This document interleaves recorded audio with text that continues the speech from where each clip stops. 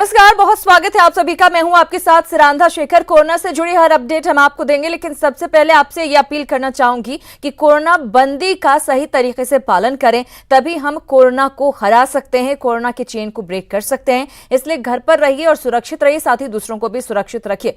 चलिए अब बड़ी खबर आपको दे देते हैं जो बिहार से मिल रही है। बिहार में 4 नए कोरोना पॉजिटिव मरीज मिले हैं। मुंगेर के जमालपुर के रहने वाले ये सभी बताए जा रहे हैं। एक शख्स 68 साल के, 61 साल के, 60 साल के हैं और वहीं 30 साल का एक युवक भी कोरोना पॉजिटिव पाया गया है। राज्य में मरीजों का आंकड़ा अब 147 पर पहुंच गया है। तो बड़ी खबर इस वक्त क्या आपको दे रहा है, कोरोना से जुड़ी हुई लगातार नए मामले सामने आ रहे हैं। अभी 4 नए मामले सामने आए, चारों मुंगेर से। रजनीश हमारे साथ जुड़ गए, उनसे लेंगे ज्यादा जानकारी। रजनीश, 4 और नए मामले और चारों हैं जो मुंगेर से जुड़े हुए हैं।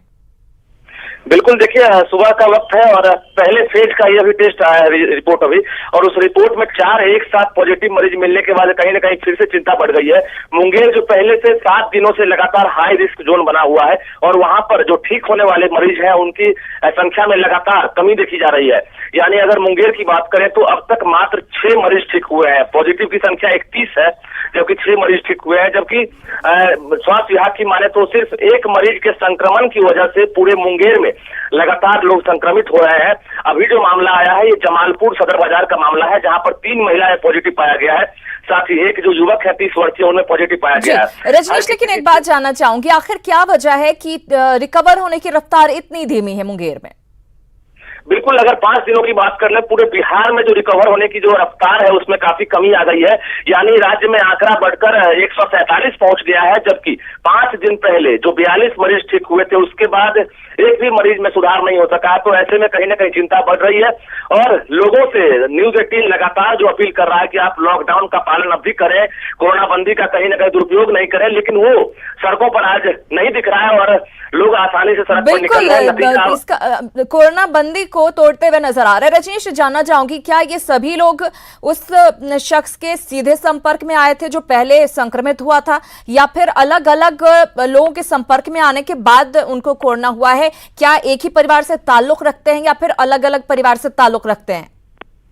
देखिए, पहले जब कोई पॉजिटिव मरीज आता है उसके बाद प्रोटोकॉल के तहत उसके सगे संबंधी आसपास के लोगों का सैंपल इकट्ठा किया जाता है, क्वारंटाइन किया जाता है।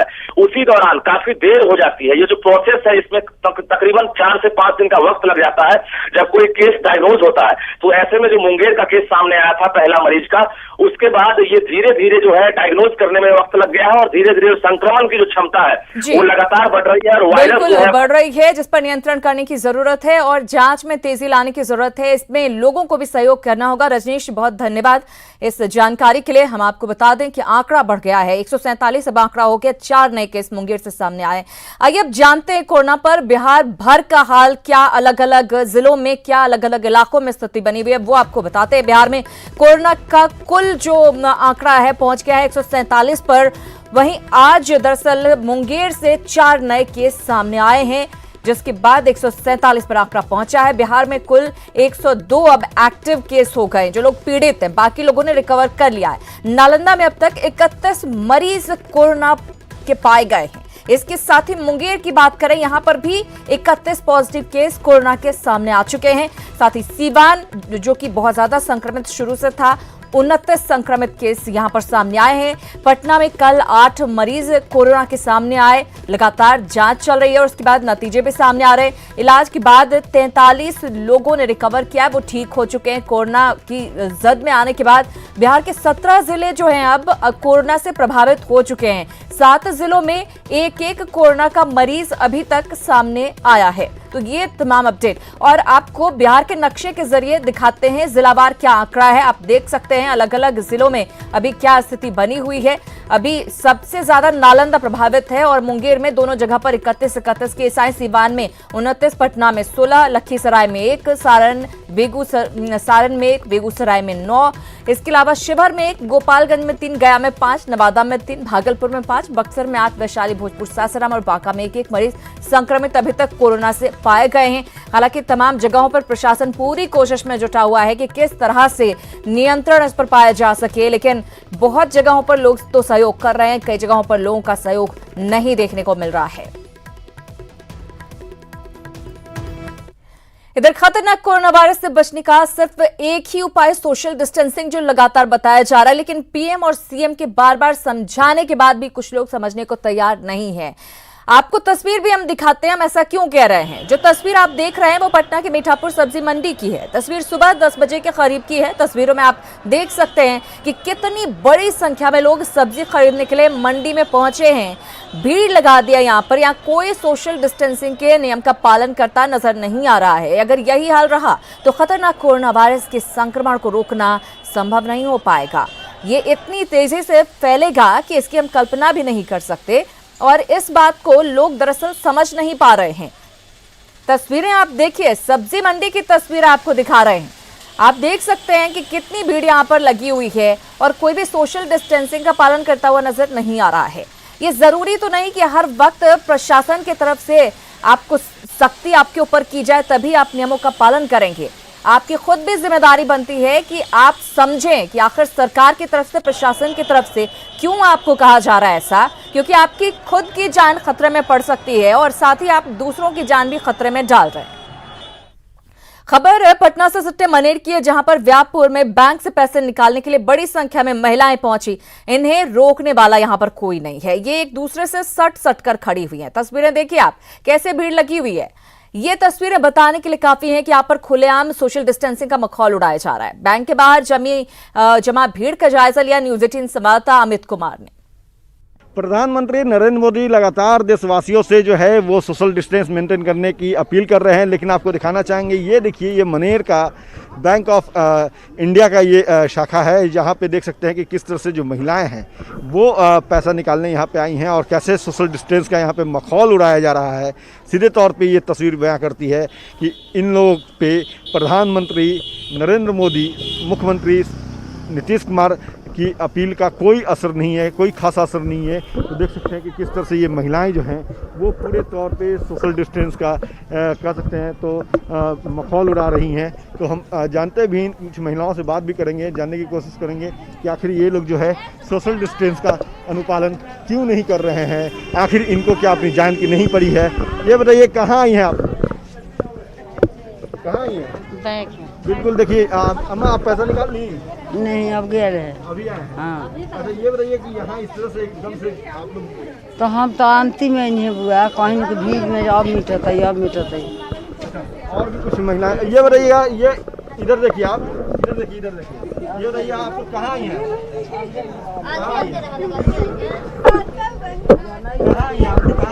आप युवा हैं, आप बताइए कहाँ आई हैं आप?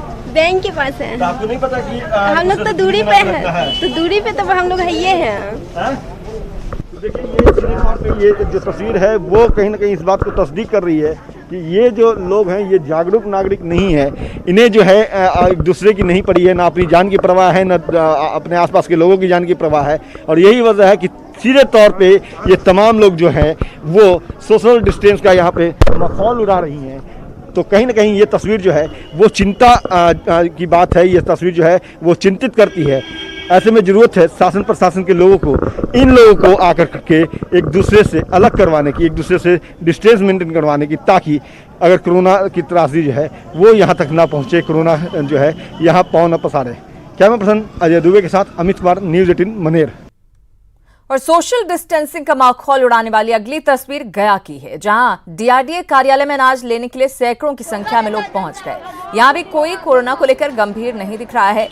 इस भीड़ को हटाने के लिए पुलिस को हल्का बल प्रयोग भी यहां पर करना पड़ा है। देखिए गया की तस्वीर, अनाज लेने के लिए डीआरडीए कार्यालय पर ये लोग पहुंचे। कोरोना बंदी में अनाज के लिए गया के लोग काफ़ी परेशान हैं। कल भी यहाँ काफ़ी भीड़ लगी थी, 500 से 1000 की संख्या थी और यहाँ कुछ लोगों को अनाज दिया गया था। आज अभी अनाज बंटना शुरू भी नहीं हुआ है और सुबह से ही लोग जो हैं यहाँ भीड़ लगनी शुरू हो गई है। आप देख सकते हैं कि महिलाओं की और पुरुषों की अलग अलग लंबी कतारें हैं। सोशल डिस्टेंसिंग की धज्जियाँ उड़ रही हैं। पुलिस के कुछ जवान यहाँ हैं जो समझाने की कोशिश कर रहे हैं, लेकिन जो भी यहाँ लोग आए हैं उनकी मांग है कि वो, उनके घरों में अनाज की दिक्कत है, इसलिए वो मजबूरी में यहाँ आए हैं। लेकिन पुलिस की बात वो नहीं मान रहे हैं। सोशल डिस्टेंसिंग को लेकर जो निर्देश है उसका भी पालन नहीं हो रहा है। तो ये बहुत बड़ा सवाल है कि सरकार की तरफ से और जिला प्रशासन की तरफ से सोशल डिस्टेंसिंग को लेकर कई तरह के निर्देश दिए गए हैं, लेकिन खुद जो जिला प्रशासन का कार्यालय है वहीं पर लगातार कई दिनों से सोशल डिस्टेंसिंग की धज्जियां उड़ रही है और प्रशासन इसको लेकर ज़्यादा कुछ नहीं कर पा रहा है। सहयोगी विपिन के साथ अरुण चौरसिया, न्यूज़ 18 गया। और ये तस्वीरें कई सारे सवाल खड़े कर रही हैं। सवाल ये कि बार बार बताने के बाद भी आखिर लोग क्यों नहीं समझते हैं कि इस तरह से भीड़ लगाना कितना खतरनाक हो सकता है। कोरोना बंदी है, इसके बावजूद आखिर कैसे इतनी भीड़ जुट जाती है। कहीं न कहीं प्रशासन की जिम्मेदारी बनती है। आखिर कहां है इन्हें रोकने वाले पुलिस और प्रशासन के लोग? तो ये तमाम सवाल उठते हैं अगर इस तरह की तस्वीरें बार बार देखने को मिलती हैं। ना तो लोग जागरूक हो रहे हैं और प्रशासन की टीम भी कहीं न कहीं ढील देती हुई नजर आ रही है। आम लोग किस तरह से कोरोना बंदी का पालन कर रहे हैं ये तो आपने देख लिया, लेकिन अब माननीय की हालत भी जान लीजिए। कोरोना बंदी में मांझी ने नियमों का उल्लंघन किया है। गया से पटना पहुंचे हैं पूर्व सीएम जीतन राम मांझी। नियम तोड़ने पर मांझी सवालों से भी बचते हुए दिखे। ये बड़ी खबर आपको दे रहे हैं। हम आपको बता दें, अभी आम लोगों की हम बात कर रहे थे। लगातार हम अपील कर रहे हैं कि आप घरों में रहें, कहीं इधर से उधर ना जाएं, कितना खतरनाक हो सकता है। लेकिन इन सब के बीच, कोरोना बंदी के बीच, बिहार के पूर्व मुख्यमंत्री और हम के सर्वे सर्वा जीतन राम मांझी 100 किलोमीटर का सफर तय करते हैं। इस दौरान आप अंदाजा लगाइए कि आप वो लोगों को क्या संदेश दे रहे हैं। माननीय इस तरह की हरकत करेंगे तो आखिर आम लोग फिर क्या ही सीखेंगे। गया से पटना का सफर उन्होंने तय किया है पूर्व सीएम जीतन राम मांझी ने, और जब सवाल उनसे किया गया तो सवालों से बचते हुए नजर आए हैं जीतन राम मांझी। तस्वीरें आपको दिखा रहे हैं।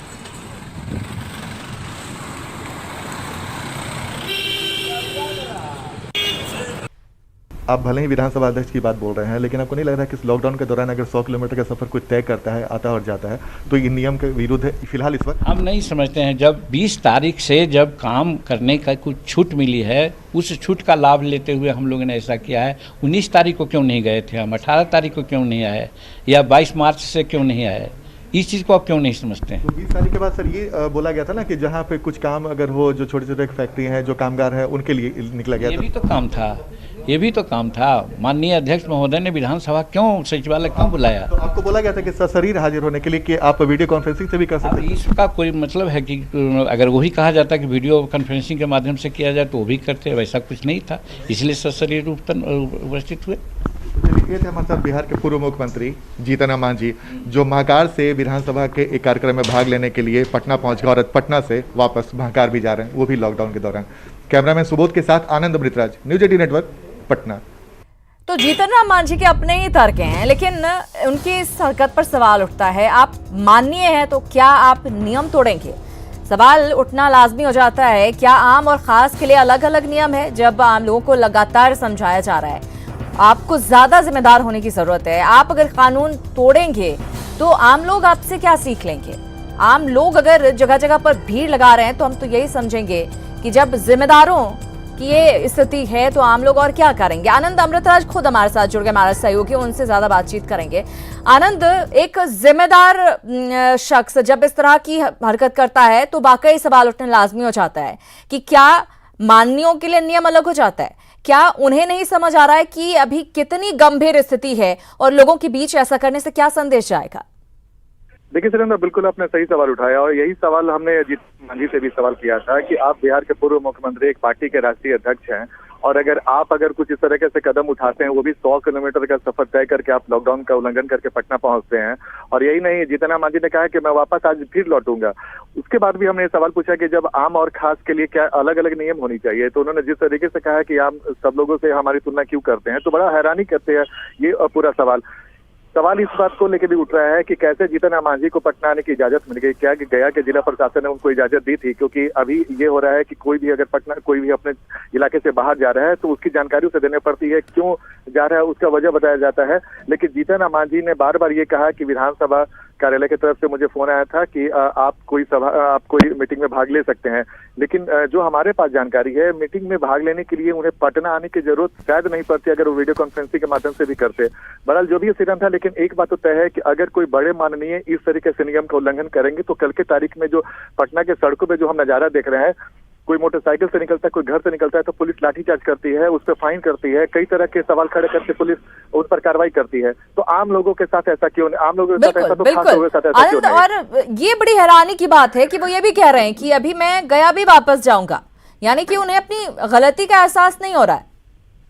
देखिए, सवाल ये है ना कि एक तरीके से प्रधानमंत्री ने ये कहा कि पूरे देश में लॉकडाउन है, लोग लक्ष्मण रेखा को पार न करें। और दूसरी बात है कि आप बिहार के मुख्यमंत्री रह चुके हैं, आप अगर नियम का उल्लंघन करेंगे तो कल कोई भी नियम तोड़ेगा तो क्या करेंगे? बाकी लोग अगर नियम तोड़ रहे हैं तो उन्हें कैसे समझाया जाए? आनंद, बहुत धन्यवाद इस जानकारी के लिए। तो सवाल यही उठता है कि आखिर जिम्मेदार लोग ऐसे करेंगे, जनप्रतिनिधि इस तरह से करेंगे तो बाकी लोगों से हम क्या ही उम्मीद करें फिर। इधर बीजेपी विधायक अनिल सिंह को कोटा से लाने के मामले में उनके ड्राइवर शिव मंगल सिंह को निलंबित कर दिया गया है। विधानसभा ने उन्हें कल निलंबित कर दिया। ड्राइवर से मामले में स्पष्टीकरण की मांग की गई थी, लेकिन जब उनके जवाब से विधानसभा सचिवालय संतुष्ट नहीं हुआ। दरअसल ड्राइवर को बिना अनुमति राज्य की सीमा से बाहर जाने का आरोपी पाया गया। आपको बता दें कि अनिल सिंह को सत्तारूढ़ दल का होने के नाते सचेतक के रूप में विधानसभा से गाड़ी मिली थी। नियम के हिसाब से इस गाड़ी से वो राज्य की सीमा से बाहर नहीं जा सकते। अगर बाहर जाने की स्थिति आई तो भी विधानसभा सचिवालय से पहले अनुमति लेना जरूरी है। ऐसा नहीं करने पर कड़ी कार्रवाई का प्रावधान है।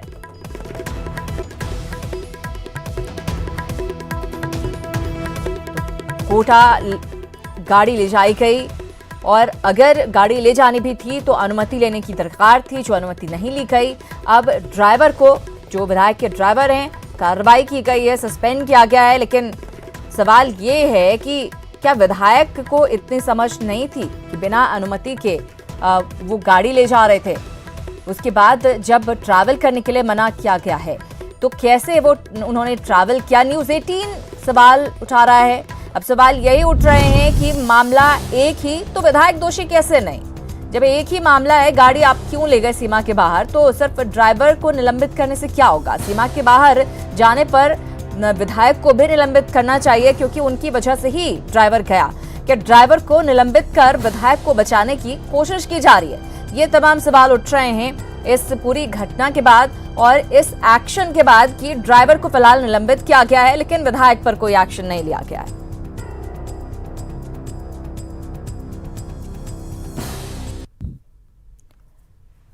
बिहार में कोरोना पॉजिटिव मरीजों की संख्या लगातार बढ़ती जा रही है। फिलहाल राज्य में कोरोना पॉजिटिव मरीजों की संख्या 140 के ऊपर पहुंच गई है, 147 पहुंच गई है। पिछले 4 दिनों में पॉजिटिव मरीजों की संख्या बहुत तेजी से बढ़ी है, जिसके बाद विपक्ष अब पटना में कर्फ्यू लगाने की मांग करने लगा है।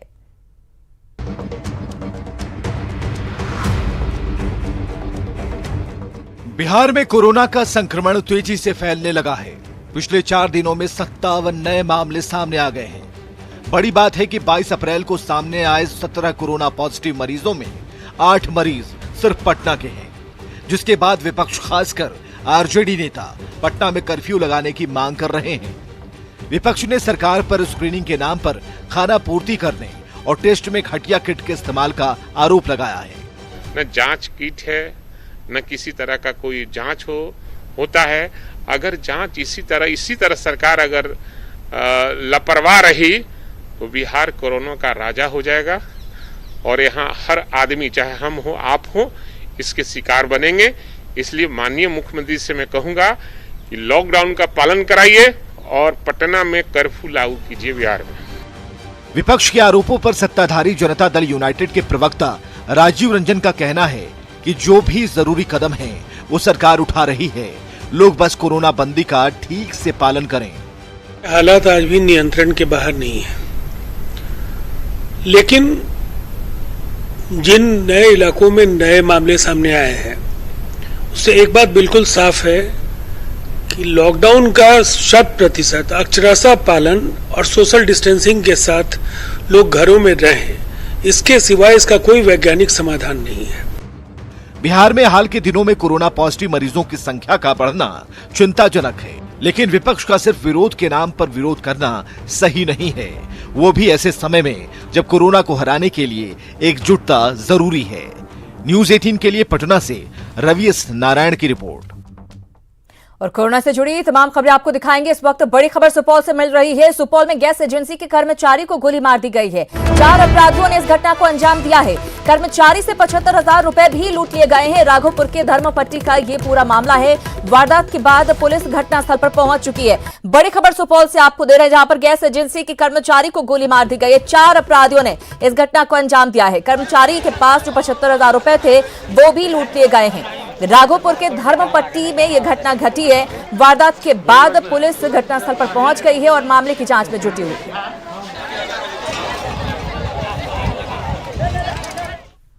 बिहार सरकार के एक फैसले से बिहार में कोरोना मरीजों की संख्या बढ़ सकती है। जहां सरकार ने अनाज लेने से पहले बायोमेट्रिक सिस्टम पर अंगूठा लगाना अनिवार्य कर दिया है। सरकार में शामिल पार्टी बीजेपी ने भी सरकार के इस फैसले पर सवाल खड़े किए हैं और पुनर्विचार की मांग की है। बता दें कि कोरोना के संक्रमण को लेकर पिछले महीने बिहार सरकार ने बायोमेट्रिक सिस्टम को बंद कर दिया था, लेकिन अब इसे फिर से अनिवार्य कर दिया गया है। खाद्य आपूर्ति मंत्री ने कहा है कि जरूरतमंदों तक अनाज पहुंच सके, इसी वजह से बायोमेट्रिक सिस्टम जरूरी है और सरकार ने इसके लिए पीडीएस दुकानदारों को सैनिटाइजर और साबुन के प्रयोग करने का आदेश दिया है। साथ ही इसके लिए अलग से राशि भी दी गई है। इधर सरकार के इस फैसले से न सिर्फ लाभुक बल्कि पीडीएस दुकानदार भी डरे सहमे हैं। विचार करना चाहिए, क्योंकि जब सभी जगह, चाहे वह कॉलेज हो, स्कूल हो या हॉस्पिटल हो, जहाँ पीडीएस, यहाँ पहले से जो बायोमेट्रिक अटेंडेंस बनता था, जब वहाँ बंद है तो निश्चित रूप से पीडीएस में तो गरीब गुरबे लोग आते हैं, संक्रमण फैलने की संभावना है। इससे लाभुक के जो है अंगूठा लगाने पर पॉस मशीन पर ही हम लोगों ने अनाज देने का फैसला लिया और उसी के तहत सभी जगह वितरण का काम चल रहा है। सभी जगह पर साबुन, सैनिटाइजर, सब चीज़ का व्यवस्था किया गया। उसके लिए अलग से राशि भी डीलर को मुहैया करा दिया गया है। तो मुझे नहीं लगता है कि इसमें कहीं कोई कठिनाई नहीं होगी। इसका पूरा ख्याल रखा। और कोरोना बंदी को लेकर पीएम मोदी और सीएम नीतीश कुमार की अपील का असर पटना के युवाओं पर दिख रहा है। आपसी मदद से युवाओं की टोली जरूरतमंदों के बीच राशन का वितरण कर रही है। राजधानी पटना के युवा सोशल डिस्टेंसिंग और हैंड सैनिटाइजेशन का राशन वितरण के दौरान पूरा ख्याल रखते दिख रहे हैं। युवाओं की नेक पहल का जायजा लिया संवाददाता अमित कुमार ने। इस त्रासदी में लोग जो हैं एक दूसरे के साथ खड़े हैं। कई ऐसे जो है सक्षम लोग जो हैं वो आए दिन इस तरह से लोगों की मदद कर रहे हैं, राशन मुहैया करा रहे हैं। और इस वक्त ये तस्वीर जो देख रहे हैं ये जो है दीघा इलाके की है। यहाँ पे जो है लोग युवा जो हैं वो आपस में कंट्रीब्यूट कर के जो है लोगों के लिए अनाज इकट्ठा किए और उसे फिर देने का काम इनके द्वारा किया जा रहा है। तो हम जानते भी हैं, बात करते हैं। ये बताइए, ये जो अनाज मिल रहा है कितनी मदद हो रही है आप लोगों की? बहुत मदद कर रहे हैं, बहुत मदद कर रहे हैं, बहुत मदद मिल रहा है। इनसे भी बात करते हैं। ये बताइए कि आप लोग आपस में कंट्रीब्यूट कर करके ये अनाज बांटते हैं, रोज इस तरह से कर रहे हैं या फिर आज एक दिन निर्धारित किया उसके बाद आप लोगों ने? हम लोग तो जितना सक्षम हो सकता है प्रत्येक दिन का हम लोग सोच लिए है कि 50-100 पैकेट डेली के डेली हम लोग हर हमेशा बांटते रहे गरीब आदमी को, जिससे सबको भूख से मरने के लिए बहुत बचाव और बहुत सक्रिय हम लोग काम कर रहे हैं। इसके लिए धन्यवाद। कितने लोग आप लोग एक साथ हैं इस काम में? इस काम में हम लोग 5 आदमी हैं। हाँ, ये बताइए कि यहाँ पे देखा जा रहा है कि सोशल डिस्टेंस का भी अनुपालन किया जा रहा है।